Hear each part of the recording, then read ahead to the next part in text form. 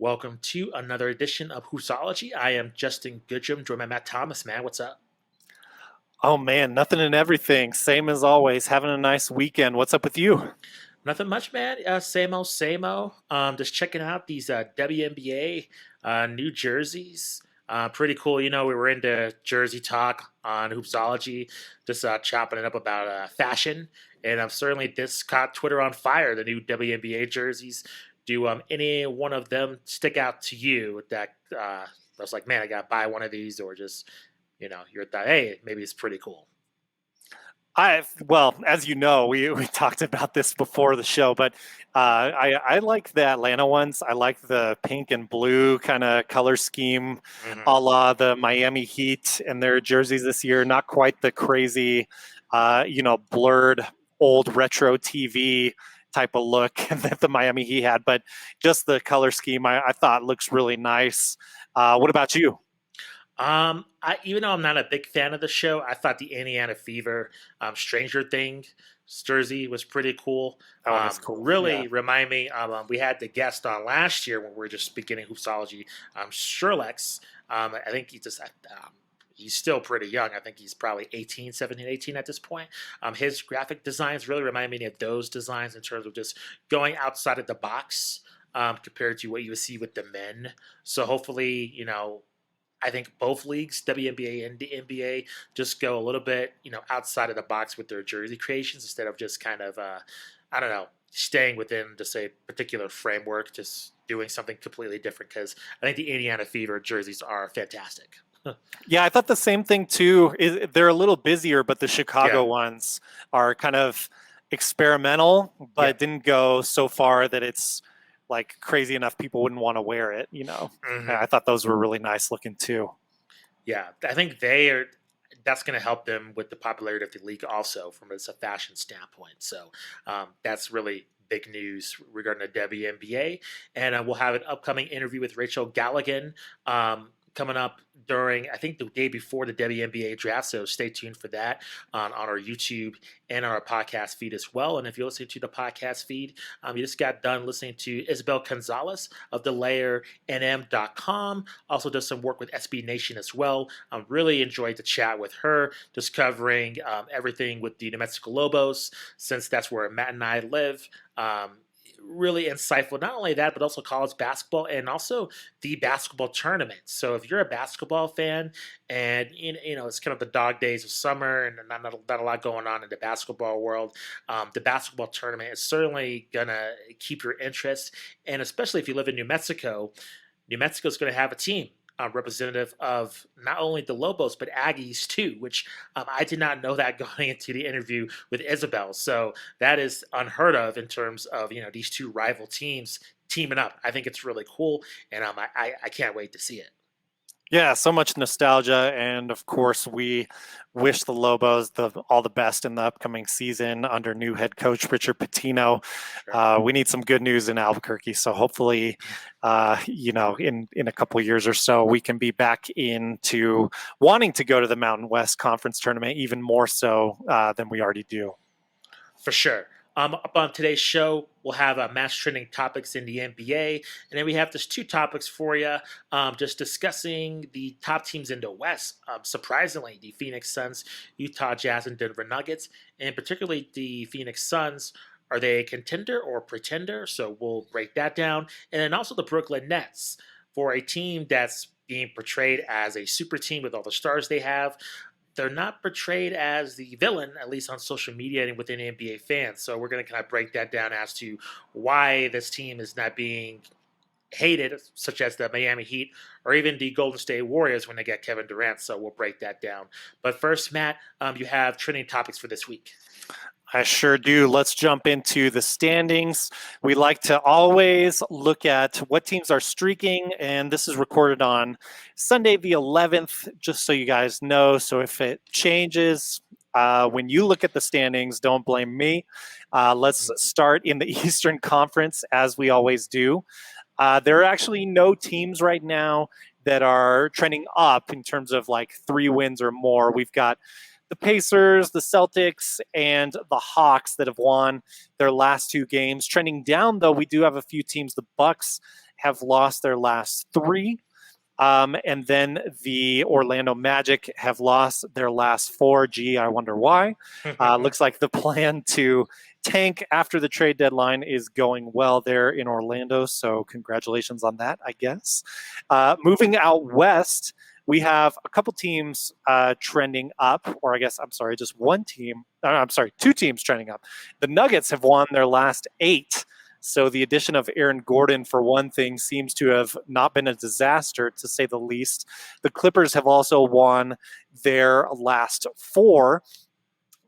Trending down, we have 3 teams in the West. The Spurs have lost their last 5, and then the Kings and the Thunder have each lost their last 6. So in terms of win-loss, let's look at top 4 real quick in East Conference. Since we are getting closer to the postseason, there is a little bit more separation between these teams as there has been compared to how there has been in the past. So looking at the East, we have 1, 2, 3, 4 Sixers, Nets, Bucks, and Hawks. Hawks coming off the hot start, 7-3 in their last 10. So they have jumped into the top 4 there, and there's a little separation now between them and the Hornets, who are in 5. Gosh, the outlook of the East is so much different than it has been compared to last year. Looking at the West, top 4, we've got the Jazz, the Suns. No, I'm not misspeaking there. In 3rd, we have the Clippers. And in 4th, the Denver Nuggets. The Lakers are right behind the Nuggets in 5th. We obviously know about the injury concerns that they've had. Now to pull to some headlines that I jotted down over the course of the week. Last night, Enes Kanter grabbed 30 boards. He's on the Trailblazers right now, if you didn't remember that. Grabbed those 30 boards against the Pistons. In some worse, well, let me do more positive news first before we get to some injury news. Scottie Pippen Jr., Justin, again, kind of one of our recurring segments, us trying to make each other feel old. Scottie Pippen Jr. has now declared for the NBA draft. He does not have an agent at the moment, but he's declared for the draft.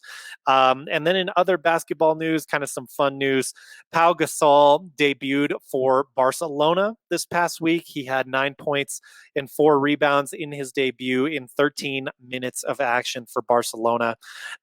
Some on kind of the more negative side, but important news, James Wiseman has a torn meniscus.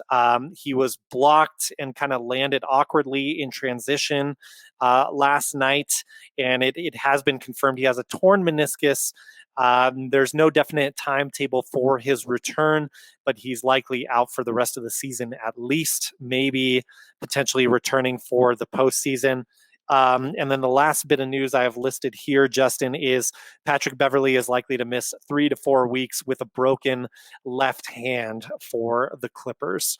That's what I have in trends. Justin, did you have any thoughts about recent NBA news, recent standings, etc.? Just some late breaking news that happened as with this recording. The Nuggets actually, their winning streak has been snapped by the Boston Celtics. Huge win by Boston, 105-87. And that was just breaking, I believe, a couple of hours ago. So a huge win for the Boston Celtics. They know the wins they can get. So that's a huge win for them. Absolutely, absolutely.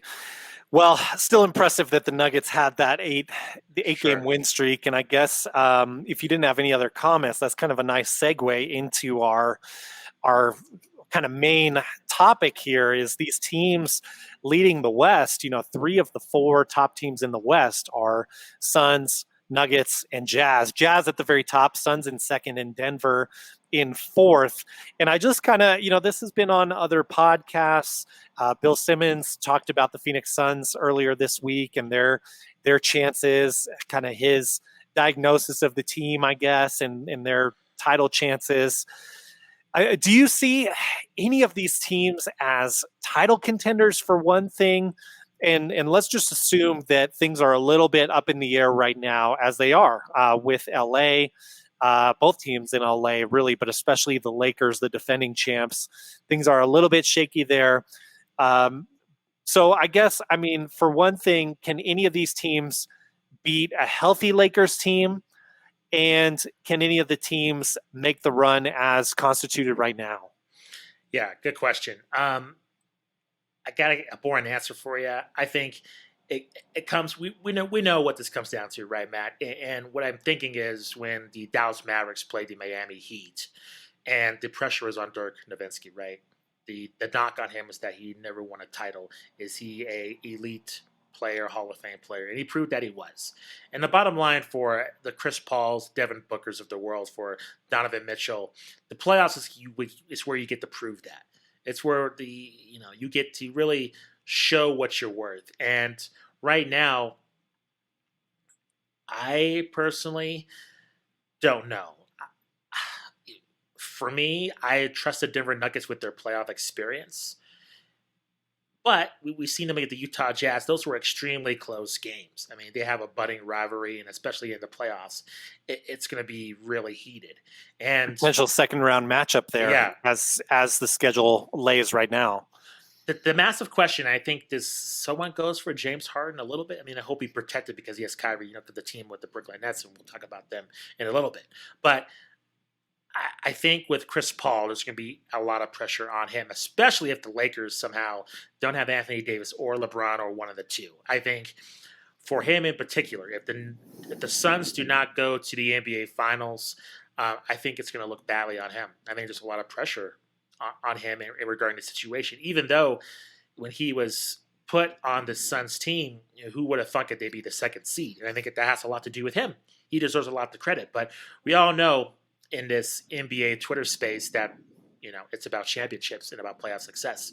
It's not about your regular season record, despite how well they've done. So to me, in terms of if you want to talk about pretenders or not legit players, I like Donovan Mitchell. Reminds me a lot of Damian Lillard in terms. I think they're the same caliber of player. I think they're elite players in this league. I just think the bottom line is that you got to go through LA, and with the Clippers, I think, like Charles Barkley said, he made some comments kind of disparaging them.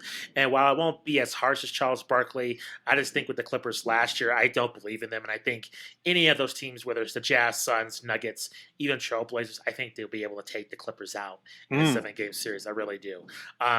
When it comes down to the Lakers, I don't think so. LeBron is just – he has that intangible – he's so diversified in his game. That's what makes him highly dangerous, and that's what makes his longevity so prevalent, is that he can kill you in so many ways. He's not just a 3-point shooter or a power scorer or just a passer. He can do it all, and he's a gigantic man. So I think because of that, because of his basketball IQ, and along with Anthony Davis, they are extremely difficult to beat, not to mention how well they are defensively.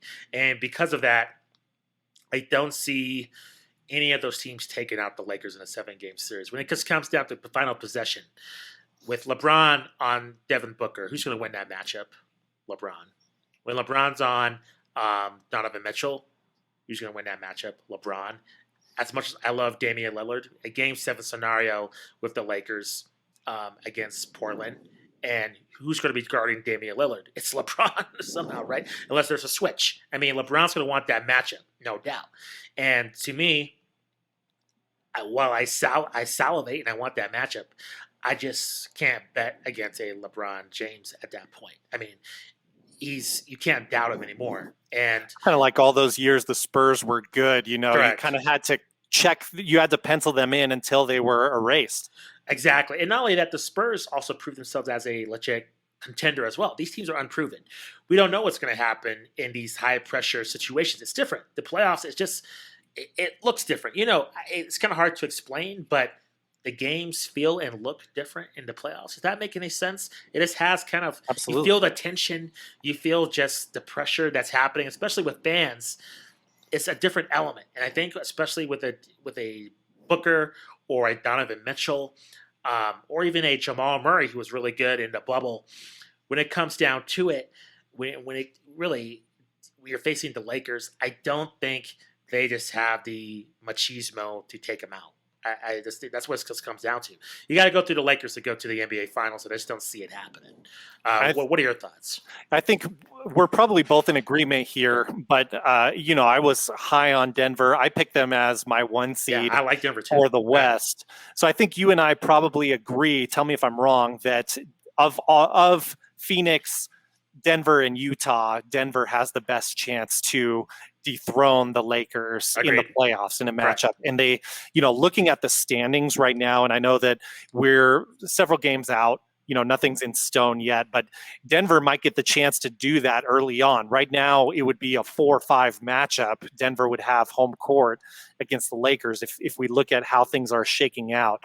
So I do find that pretty interesting. I do think the Lakers are going to drop off a little bit more, which would mean, as constituted now, if that happened, the Lakers would get the Clippers in the first round, which I think would be fantastic from a fan standpoint. That's a matchup that we wanted to have last year. But let me kind of shift gears and ask you another question about the postseason, because sure. I think one of the teams that nobody wants to see in the first round would be the Dallas Mavericks, with Luka Doncic just going off seemingly every night. He's a real threat, I think, and he's a real threat to that team who is the 2 seed right now, the Phoenix Suns. Could you see some upset potential there, some volatility in a matchup of the Suns versus the Mavericks, or do you think the Suns are too deep and the Mavericks maybe too young right now to be able to pull the upset? The bottom line with that question is Kristaps Porzingis. It comes down to him. That's a huge question mark, literally and figuratively. Yeah, I think I've been on his bandwagon ever since he played for the Knicks. I like his game. Me too. And people were they hate on him because he isn't playing the post. I totally get what they're saying, but I really like what he can offer. But he's injury prone, and his consistency has been in question. And I don't think Luka can just do it by himself. And if it comes down to Luka being hurt, Kristaps Porzingis being hurt or injured or being inconsistent, I don't think Luka could do it alone, despite how I think he's fantastic. As we've seen in the NBA, and this is proven to be true, one guy can't win you the title. It's impossible. I don't care what guy it is. We've seen it very closely. I believe Allen Iverson was celebrated on ESPN a couple of days ago. Allen Iverson tried his damnedest in that 2001 year to get Philly. It was great. Yeah. It was great to watch. It was exhausting too. Yeah, ultimately he came up short. And you know why? Because of, Shaq and Kobe. And really they talk about that one game, but ultimately the Lakers handled the 76ers pretty easily in that NBA Finals. So you need depth and you need at least 2 to 3 All-Stars just to have a shot at making a deep playoff run. And to your Mavericks question, if Porzingis is playing consistent and he's healthy, yeah, they're an absolute threat, 1,000% for the upset. But if Porzingis is inconsistent or hurt, I think it'll be relatively an easy 5 to 6 games for whoever faces them in the first round. Yeah, it's so interesting because Luka is in a much different way, but offensively, I see him as like a more versatile version of LeBron James, especially at this age, this stage in his NBA game and his NBA career. He's a guy that you insert into any roster, I don't care what team you are, and you have instant offense. You have instant creativity. You have instantly a guy who can create open shots. His teammates around him are, so shooters. They're missing, I think, Seth Curry, who's now a Sixer, of course. But I do see that team as maybe the most likely to make a first round upset.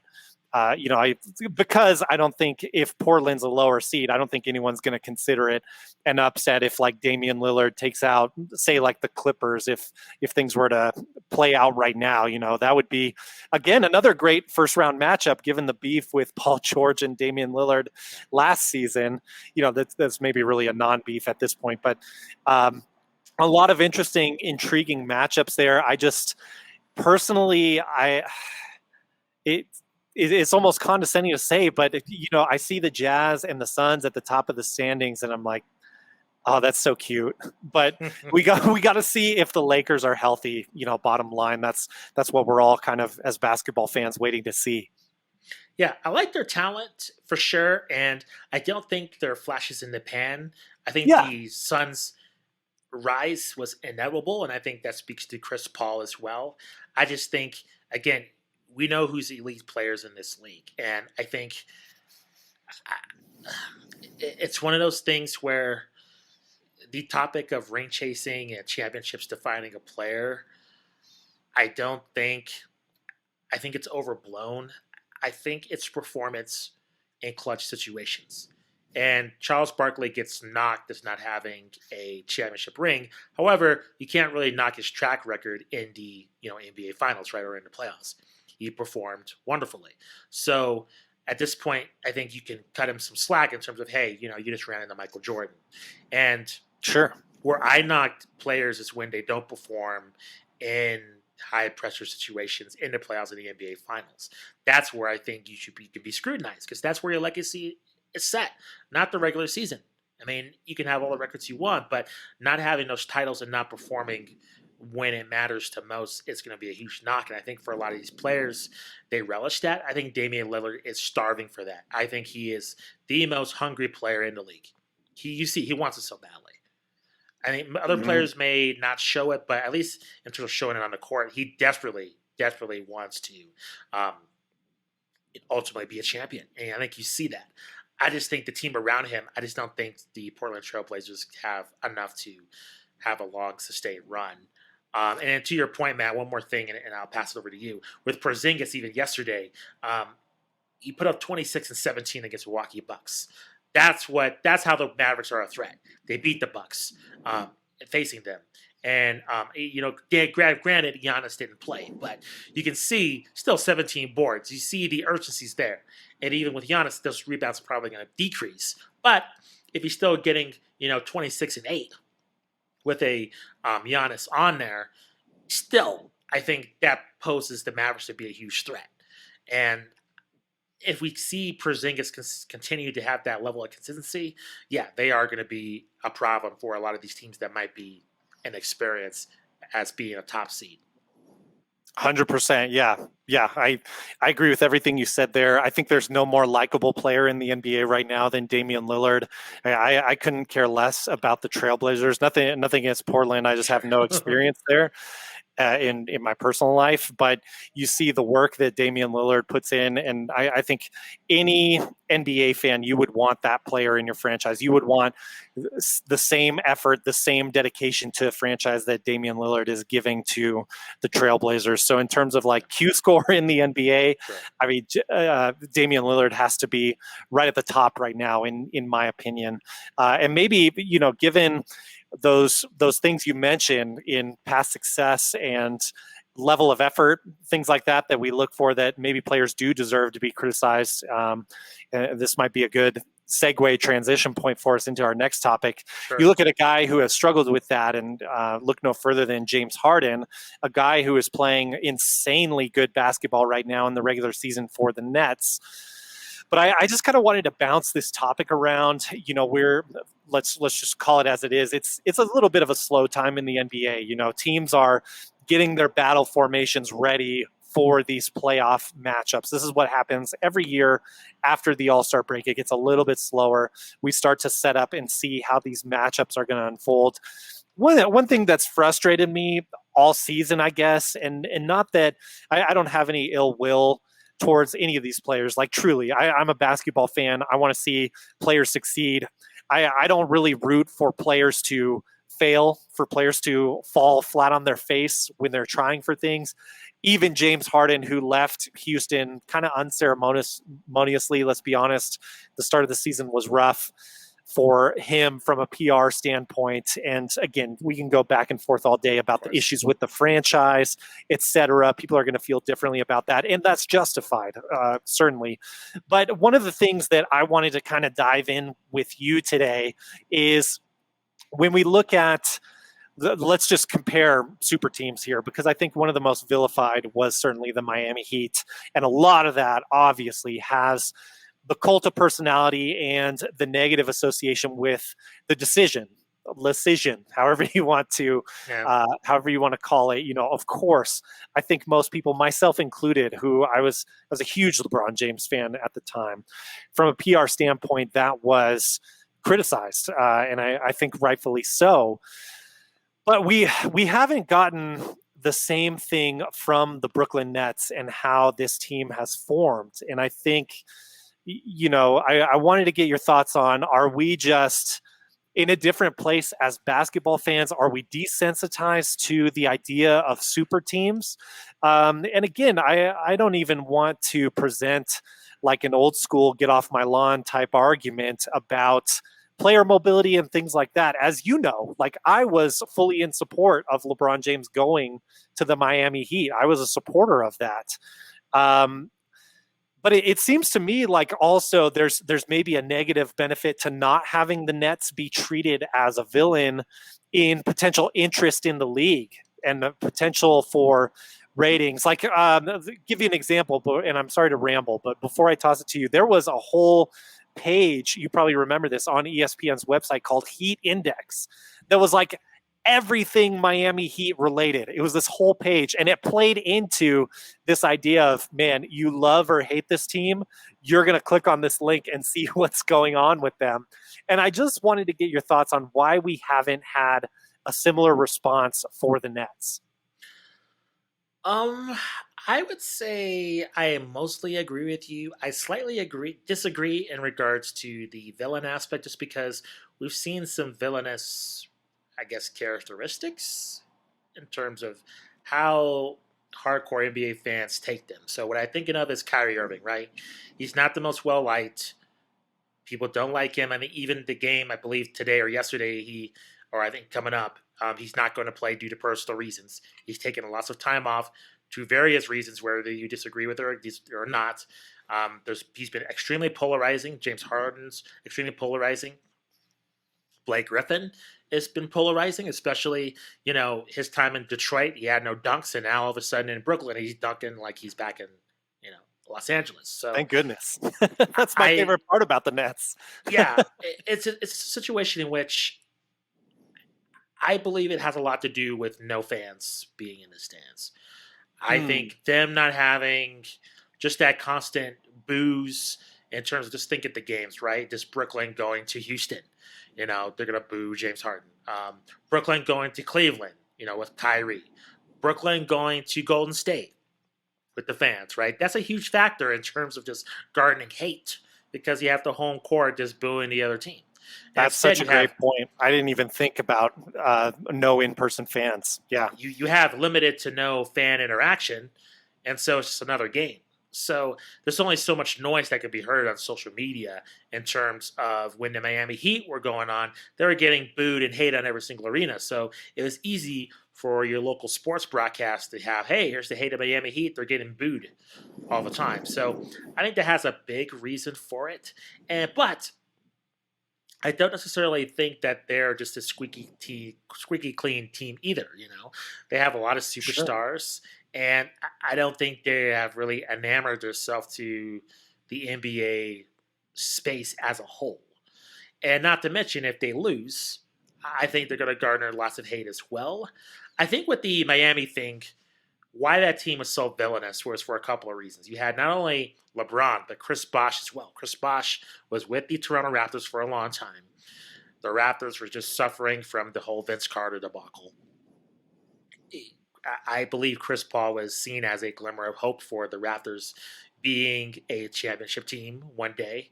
Mm-hmm. And for him to leave and for LeBron to leave in the way LeBron did, and not to mention these three guys being friends, especially D Wade and LeBron, it casts him as just this villainous team. It's like, hey, these guys are leaving their hometown teams. How dare they? Especially with the Cavaliers and the Toronto Raptors. Those are very underdog teams within the NBA. And going to Miami with Pat Riley, who's I would consider not villainous, but certainly an antagonist in the league. And also Miami being successful fairly recently back then of winning an NBA championship, even though the team was made up of different players. So I think back then the aspect of a super team was foreign, and I think also the way it unfolded made them villains.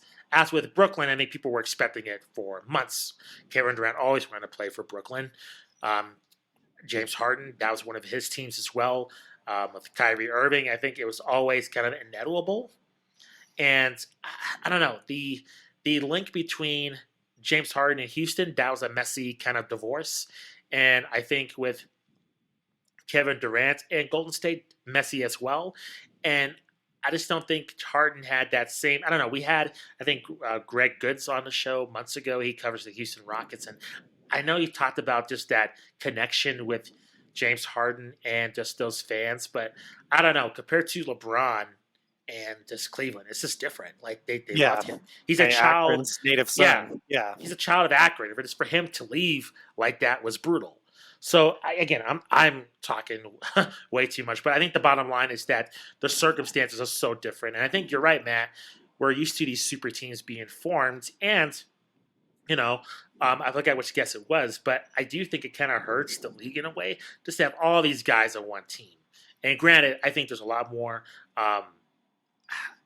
The talent is more spread out, but I think with Brooklyn, I think it's a little bit ridiculous. Quite honestly, with all these former All Stars on one team, it's a little much, in my opinion. Yeah, and again, like I want to be clear that I am very pro player mobility. Like if KD and Kyrie want to team up on the Nets, that's fine. James Harden too.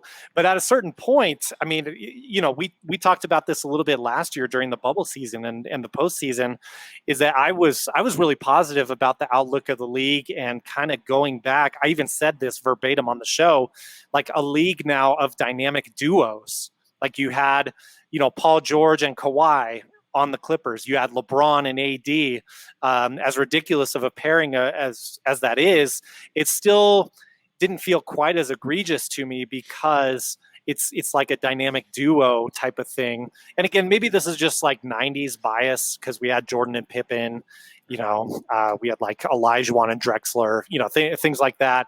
But yeah, that's the thing that I, when I'm thinking about the NBA on my own and the future of the league that I want to do well, something that doesn't sit right to me is, these super teams where you're seeing in the regular season when you're trying to draw interest and your competitor is the NFL, where there's interest every single week in these games, of course, for many different reasons. But when you have a situation where you have a team on the Nets where you look at their record with James Harden in the lineup, so KD or Kyrie resting.